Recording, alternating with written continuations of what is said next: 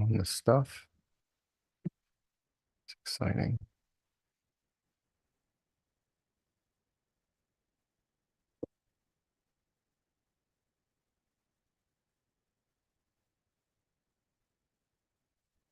Let's change the name.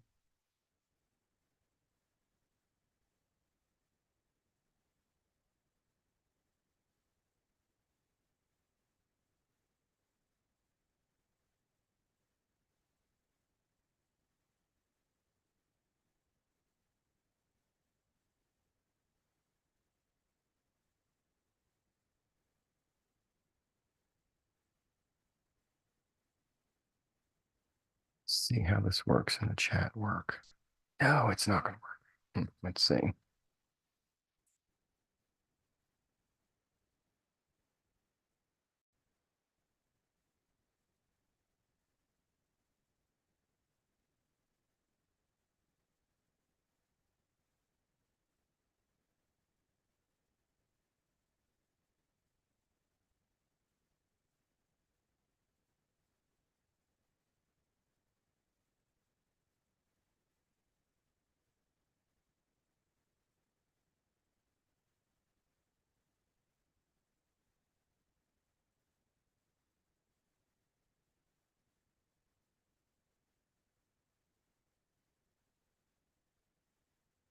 All right, I'm just getting things set up for the show. If you have any questions, you want to ask something out, please feel free.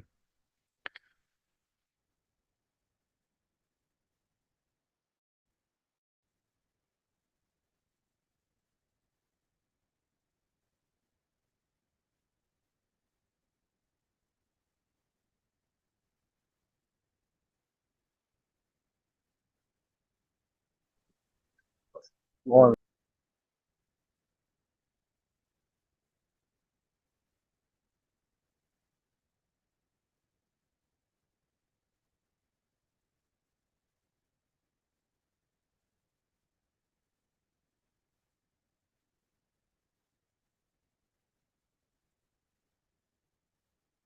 oops, still too long. Oh my goodness.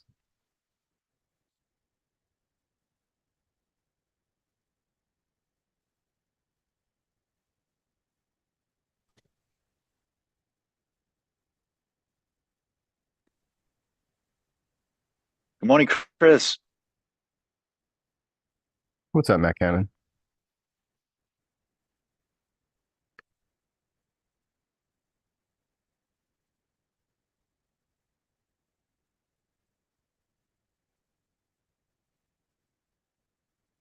There we go. All right. 2P script in the chat. It's a pretty long narrative of we don't need an agent.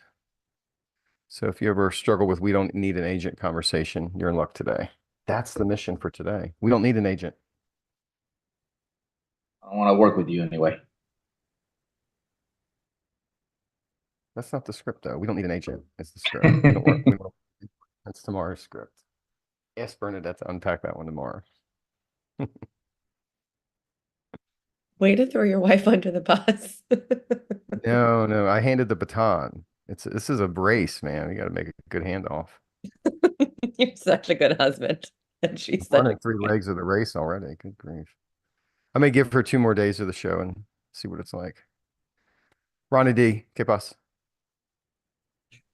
So your name was brought up on Pivot Shift this morning, and I just want to What an honor. I never listen, and I listened this morning for some reason. Good grief. I got to call her and thank her. She's amazing. you need to get on this call more often, the Pivot Shift, and show your face because, James actually allowed Ian to talk in great depth. Ian's smiling. Wait a minute. And I was Ian, like, have jokes Ian, today, huh? Ian spoke? Ian, I got to go back and listen to it. You had detail. nice things to say? for like And 9 minutes. James said, and I quote, do not just say what you wrote in the chat, expand on that. And he expanded. It's taped. This is unbelievable. We have him for Go back more and than a get minute. this. You guys are idiots. And Chris, you need to be on Oh my goodness. it. Just my two Yeah, cents. Ian didn't grunt or anything, so it was good. Nice. Ian, I appreciate it. Check's in the mail, honey. Thank you. He really wants me to give him all the Raleigh referrals. Why wouldn't you? Oh, that's funny. 3 sentences.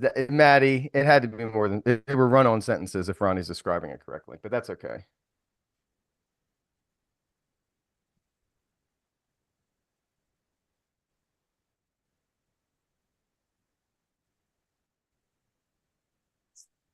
Only set your goal for what you accomplish based on where the sun is in the day.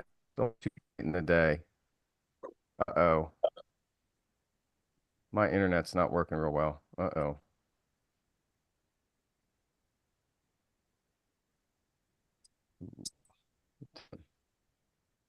You guys hearing me okay? I'm getting some slowdowns on stuff. Yeah. Yeah, I can hear you Good. fine.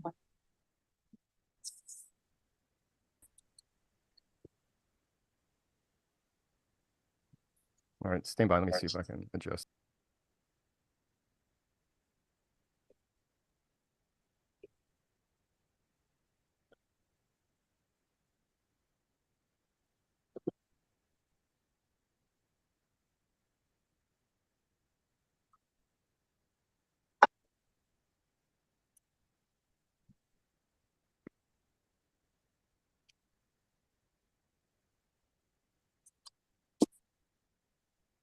All right, 3, 2, 1. How am I coming through currently? You sound awesome. All right, thank you. I can hear you. Awesome. Awesome. I'm from New York. I got a beautiful Facebook memory yesterday, and it reminded me why I had to make my choice that I made last year. 3 years ago, 4 years ago, Ian, you know what happened 4 years ago in Raleigh, North Carolina, that my Facebook memory showed me happened on February 20th? No, what? Snow. We gave up on that. We were talking about that this morning. Like, it doesn't happen. You know what happened yesterday in Austin, Texas? You went swimming. 80. It was hot, baby. I almost put on the air conditioning. It was beautiful. 80-degree Februaries are amazing. They are. We had like 4 days of those 2 weeks ago. Chris, Arturo, feel free to keep that to yourselves. Thank you. Aziz, I will welcome you in my town. Arturo will welcome you in his town. Come on, Absolutely. y'all come on down. Come on down. Hey, Chris, where did you originally Gates come are from? open. Like, where did you grow up? Where you are? Oh, you did? Where? Overly High School. Oh, that's awesome. How long ago did Sure. you leave? The ice, you're gonna get into this. You remember the ice storm of 93 and 94? We had Yes, 6 the inches of nightmare ice in that was. January. Yeah, that was it. That was my last Yeah. winter there.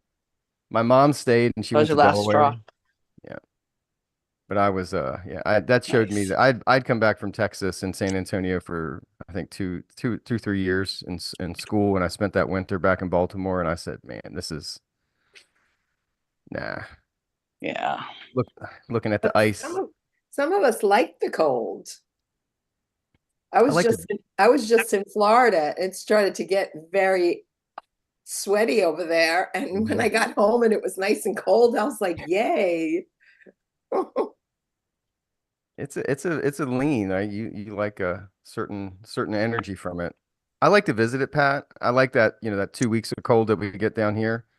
Everybody gets that winter jacket out, but it's put away. Jersey Shore. I I have a found that- question, Sorry. Chris.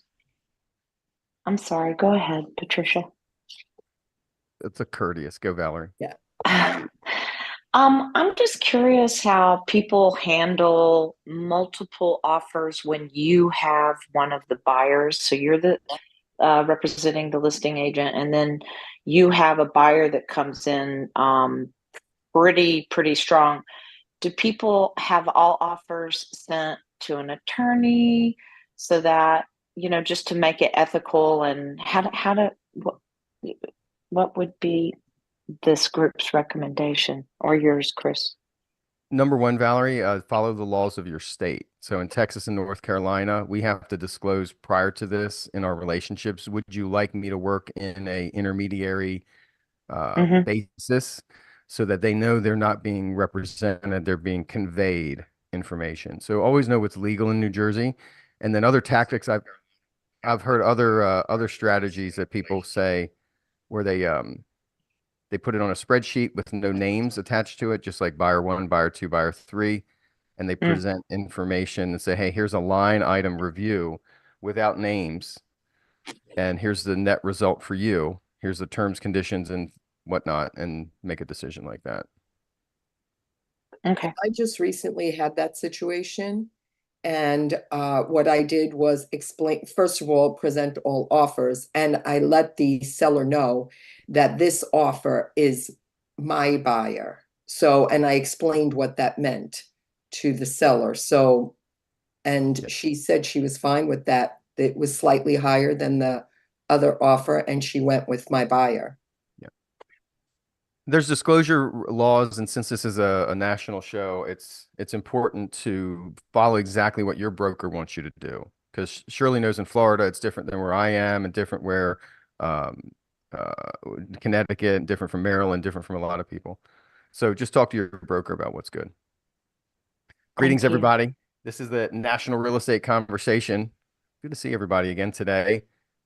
And working on your words of real estate. I put a two-piece script in the chat. I'm going to repost it here. And we haven't done this one before, but I thought it was it's valuable. And so if you want to copy this, put it in your script book or whatever you like to do with it, you may. And we'll just read through it, and you can role model it, or you can practice it on your own in breakout rooms. That's the we don't want to work with we don't need an agent. We can sell it on our own, kind of like a FSBO talk or an expired talk. So it could be something you work with. Anything else? Great. Guys, it is an honor to be part of this group every day and to start this and this this season that we're in currently. If you want to get together with me on Friday mornings, it's the same link at 7:05 a.m. If you want to jump on and do some Lenten reflecting and prayer, that's what we do at 7:05 to 7:30. And it's a good group of people, and we do that thing there, and everyone is welcome to go.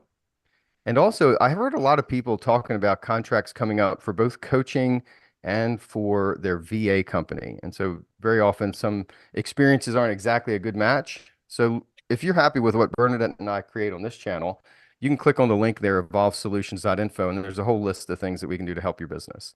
So I'm happy to do that for you guys, whether it's virtual assistant support or just having a mentor to give you some good guidance on a more personal level than what we're doing here. So I'm honored to work with you guys that way.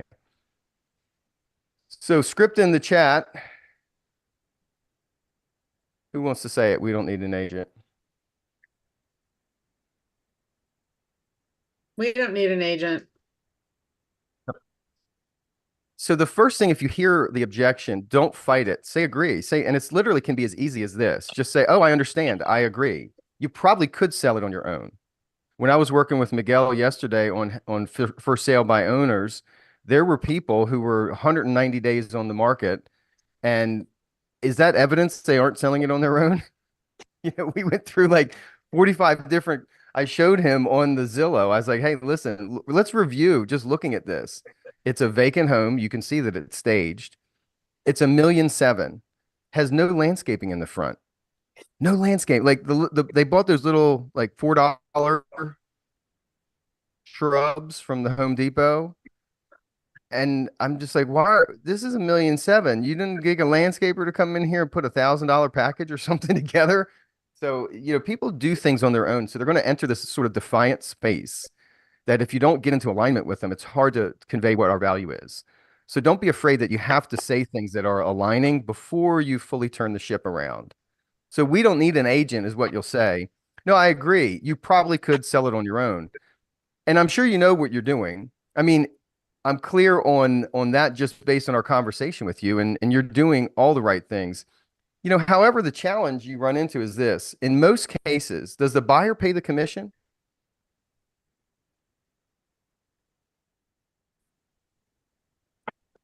No.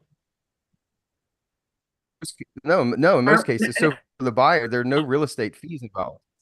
So so all they are doing is to contact a realtor, and then that agent will do all the searching and driving. And when the buyer says, I like that one, the agent will tell them what it's worth and the price, and they'll do all the negotiations, handle the escrow, and it doesn't cost the buyer a thing.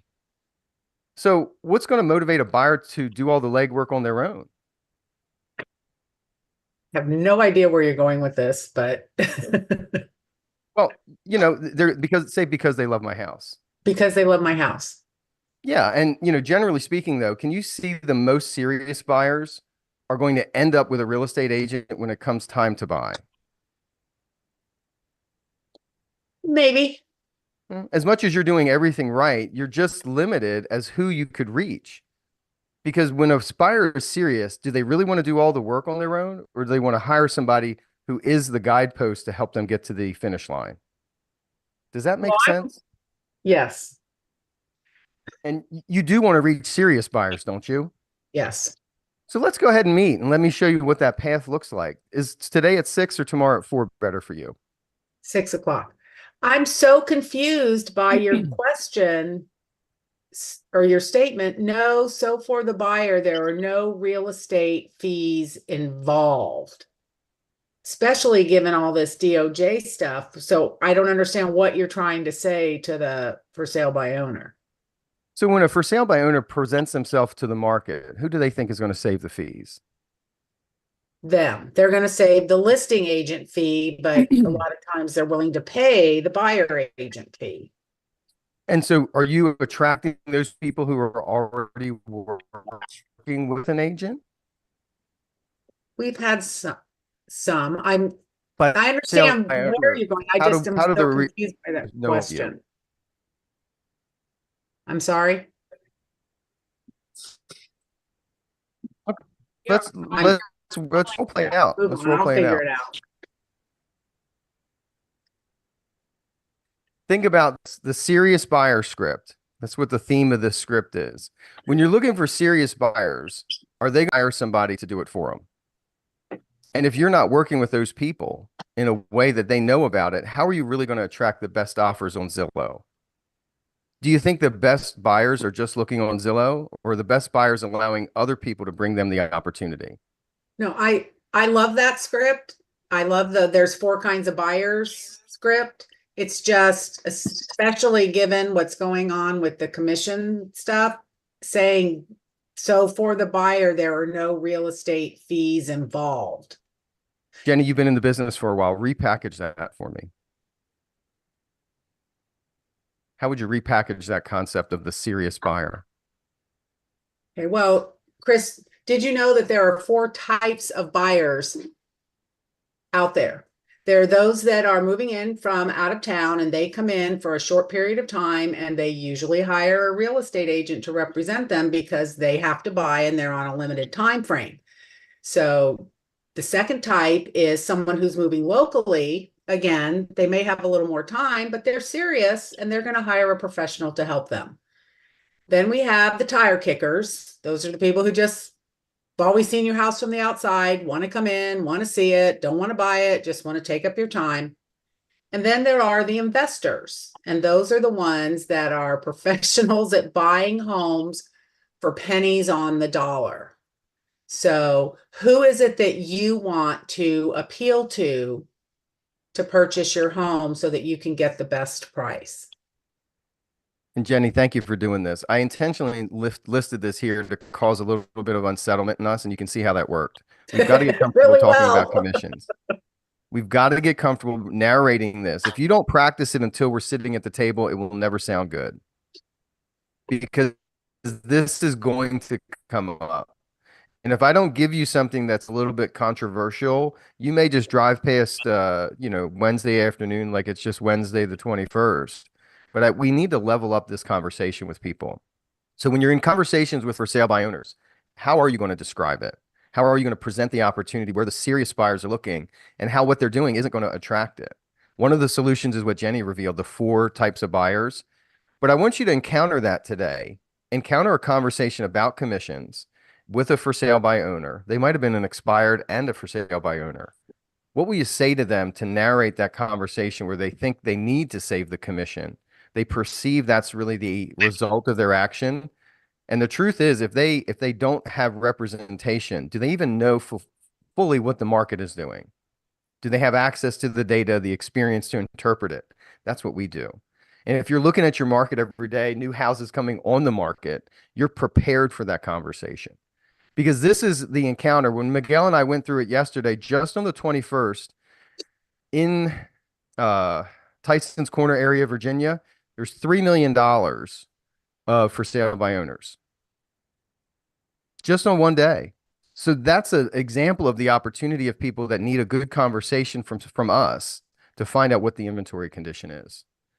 So when you get an opportunity to go into a breakout room today, I encourage you to practice what that would be, consulting on commissions, and challenge yourself in this space to practice how do we show people the results that we can deliver because of our community, because of our MLS, because of our knowledge, our skill, our marketing, and how that's different than cutting your hair on your own.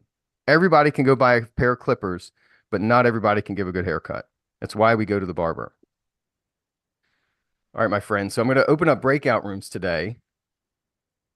You get a chance to jump into a breakout room and, you know, pick one with usually 2 or 3 people.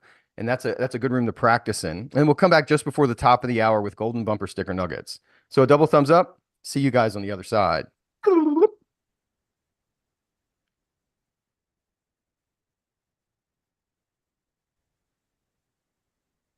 Hey, Chris, this is Nisi. Where did you see the $3 million for FSBOs for Miguel? Tyson's Corner I mean, area. but like, what software were you using or site? Oh, just straight up Zillow. Oh, wow. Okay. Cool. Thanks. Welcome to Northern Virginia.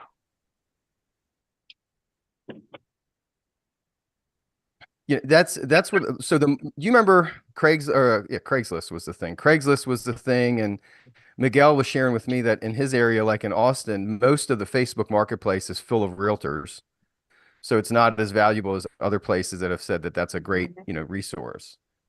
So we go to places where people are trying to start these conversations on their own, and it's the Red Bandit sign, it's Zillow, and it might even be Craigslist. But that's what they're choosing to do as the pathway to reach people.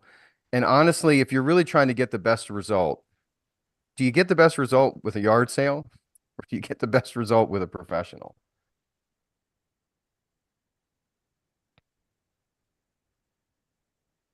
All right. In the main room, you can ask anything you want. If you have another script you want to work on.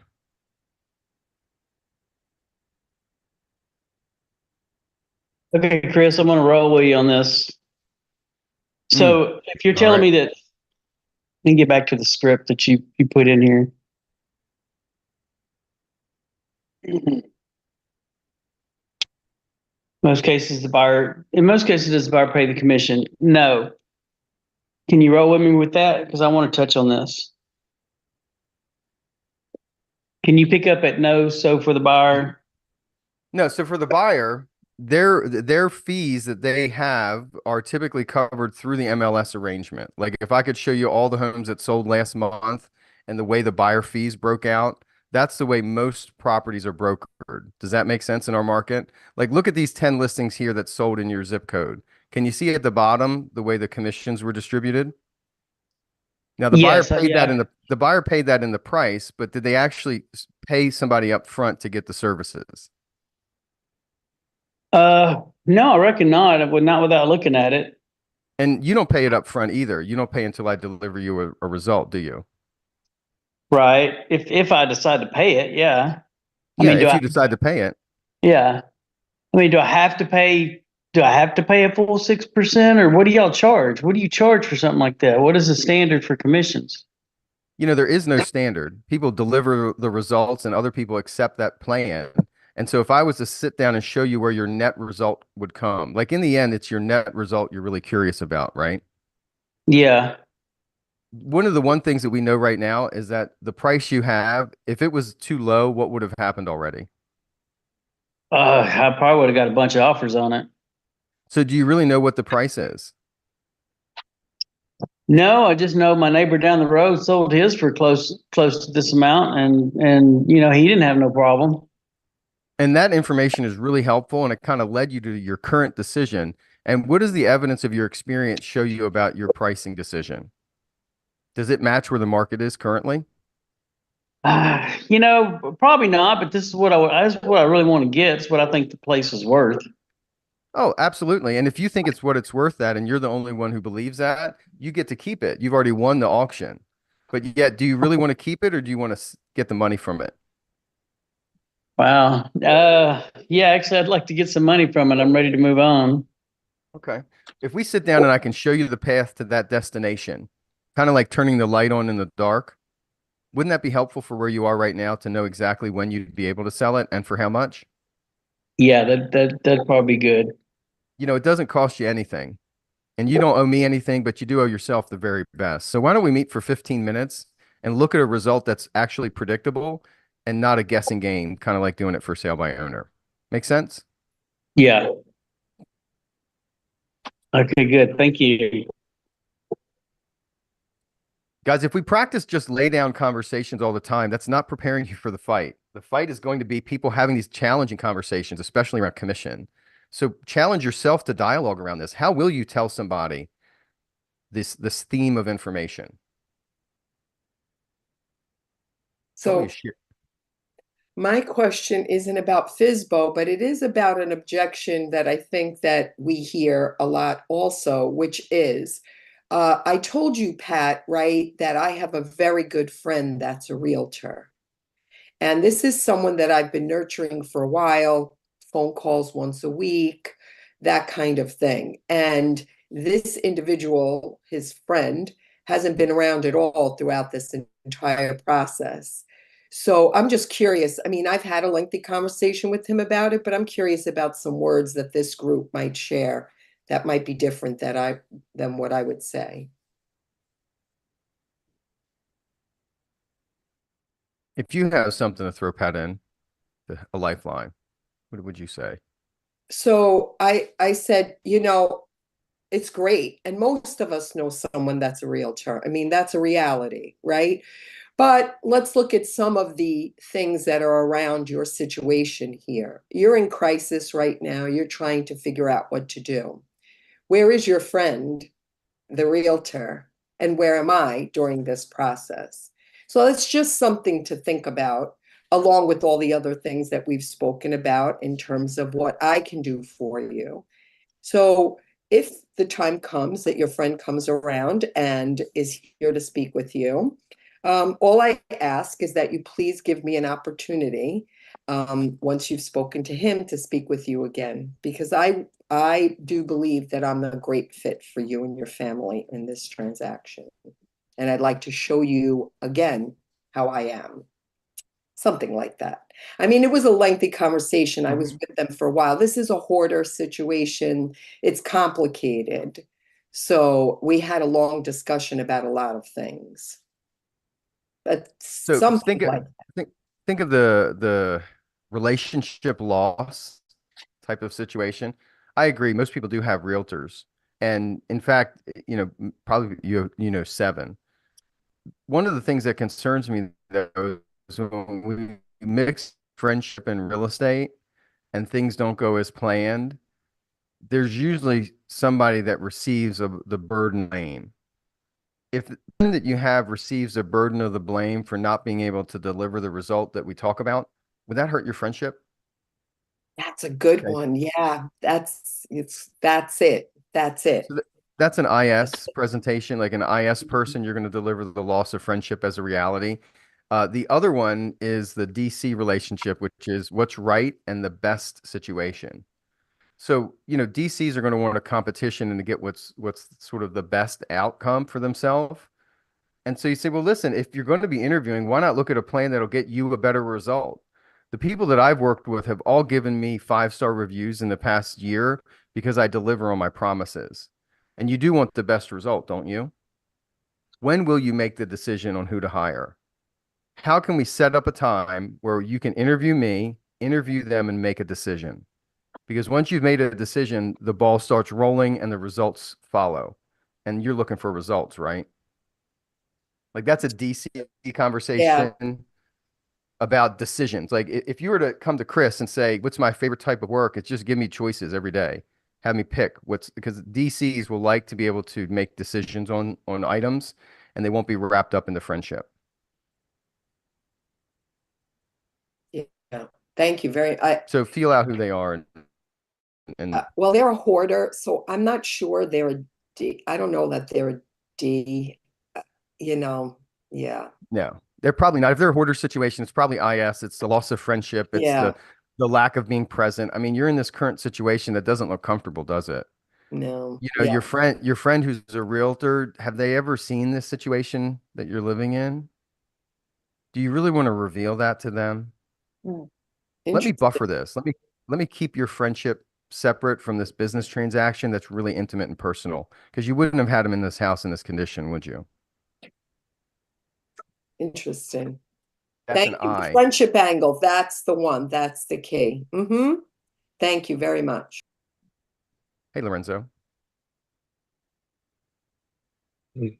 Well, I could have used that 2 days ago. I went to a listing appointment with referral from one of my former sellers, her sister-in-law, and as we're going through the process, she shared that she was going to also interview another agent. So I asked her, well, tell me more about the agent. Well, the agent actually works for me. Oh, great. Okay, great. So, and I used the same approach. So you really want somebody on your job that have access to all your personal information. And if something basically goes awry, because you're in a stressful situation that you have to move, that information is out there. If possibly something goes wrong in the process, then do you think that might strain your relationship with your coworker? And do you really believe somebody part-time can give you the effort you need and the speediness that you need to get the maximum amount of money in the shortest period of time? So, instead of, destroying relationship, let's just let them know that you've already selected a realtor and it was just referred by your sister who had a great experience. And let's move on. Like it. So we got a couple minutes left in the main room if you want to throw something. The other thing down here in the South of the United States, and I'm thinking of Patricia when she was, or Pat when she was sharing, and Lorenzo, he's up in New York City where they kind of hold nothing back when they talk to each other. Yeah, you're laughing, Chris, because you know where I'm going.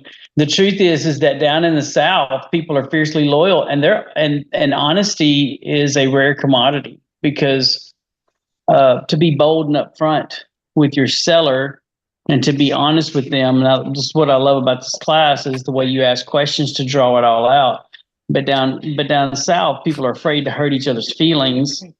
And so they will go ahead with that person that they work with, Lorenzo, and they'll go ahead with that person and they'll say, I can't do that. I'm scared I'm going to hurt their feelings. The two ways I approach that is, number one, I keep coming from contribution. I kind of ignore the fact that they've got another friend, and I just keep throwing stuff their way. Hey, what about this house? Have you thought about this? Does this keep you on budget? Finding ways to keep contributing to their journey. And then if they do continue to bring up their friend, I'll just, I go back to the loyalty thing. I will go to the loyalty thing and say, well, can you be this honest with your friend? So, well, I don't want to hurt their feelings. If I go with you, they're really going to get their feelings hurt. And I'll tell them, are you willing to risk $400,000 for getting your feelings hurt? Because if they can't be honest with you through the transaction, if you don't feel like you're getting the best service, you're risking $400,000 to buy a home and then 3 months later be in regret. Was that something you're willing to risk? If that makes sense. Jonathan, I hear what you're saying, and loyalty is a real significant value, especially where we live, isn't it? People like to be loyal to those they trust. Yeah. And what we found, and other people have found in this circumstance, is that lots of times there's really intimate discussions that come up that may need a challenging direction, that facts of the matter just require real direct communication. But you want to take care of your friend, don't you? Yes. Yeah, I do. I mean, I just feel like if I don't do this, then, it's really gonna, they're gonna really get their feelings hurt and I'm gonna ruin this whole thing. It just puts me in a bad position. It's just, I don't know what to do. So how do you think they would feel if they just got a check in the mail one day and thank them for the connection that we made? Like if they didn't have to do any of the work, but they got, say, $1,000 check in the mail, do you think they would feel good about that? Yeah, I mean, how would they get that? Don't do this for everybody. I'm saying this is like when it's important to you, I can actually pay them a referral fee from the fees Oh, that sweet. I Yeah, can create yeah. on this transaction. That way they're rewarded, they're compensated, and you get the house of your dreams with a buffer to keep the friendship strong. Wouldn't they love you if you sent them $1,000 check in the mail? Yeah, probably. And I've thought about just throwing all y'all away and just going grabbing somebody like an Ian Velling that just I don't know this guy. Just see his ads all over the road and say I don't know this guy, and the heck with everybody I know, and just say I couldn't do it because I didn't want to hurt anybody's feelings. So I just said forget all y'all. I'm going with somebody I don't even know, and I'm sorry. I mean, definitely you could do it that way. And, Walmart makes its money based on volume pricing, and some people love to shop there. I deliver personal custom service, but I delivered it a way that means the most to people. Do you get that same feeling when you shop at Walmart? No, heck no. Why would you do your real estate that way then? Yeah, that makes sense.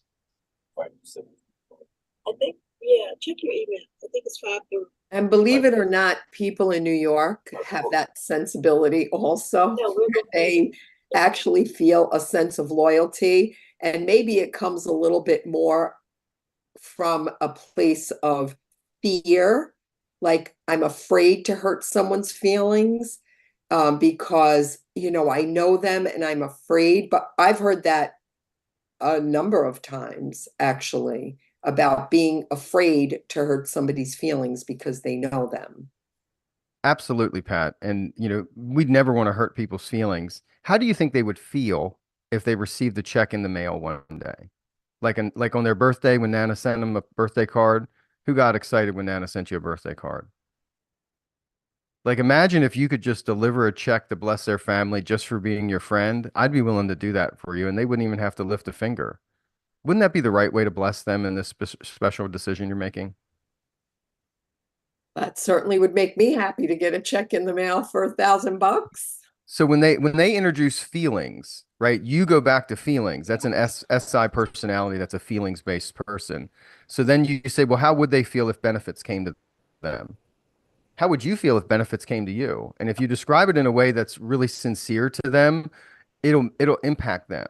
That's different than Ian and I. Ian and I are about decisions and action and that sort of thing.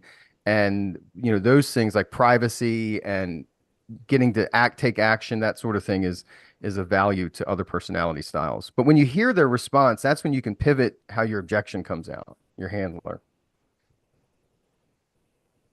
All right. Excellent job today, everybody. Thank you for participating in our fun call. We'll be back tomorrow, same time, same channel. Any golden bumper sticker nuggets, compliments to go out to the group, thanking people in our call. Got some good compliments in the chat. Awesome to see everybody. 191 through the push. Very good on your attendance today. Share the link, scriptsjedi.club. Get your market center to come out. Cheryl Anton's got to come back tomorrow for the fourth type of buyer, or go take bold. So we'll talk about it. Cheryl, come to the pre-show tomorrow. We can talk about the 4 types of buyers. All right. Miss Mahasi, are you taking us off today? Yes, I am. She got a top 20. Oh, hold on. I'm going to honor you. She got a top 20% sign in her yard yesterday. Ruth Mahasi, Cary, North Carolina. We love seeing that, Ruth. Congratulations. And it's because of you guys. So thank you. I love you all. You have received the inspiration. Now go put in the perspiration. Woohoo! Thank you, Ruth. That was awesome. Yeah, thank you. Thanks, everybody. Happy Wednesday. Have a great day, everyone. Thank you. Great Have a day, great day, everyone. everyone. Bye. Thank you. Have a wonderful day. successful Stay day. warm. Oh, I think that was. Thank you, Mark. Thank you. Thank you, Mark. Hey, Grayson, jump on my call on Friday at 7:15 if you want a quick question for me. Thank If you you, can wait Mark. that long. Thank you, Chris. See you guys. Thanks, Chris. Have a great day.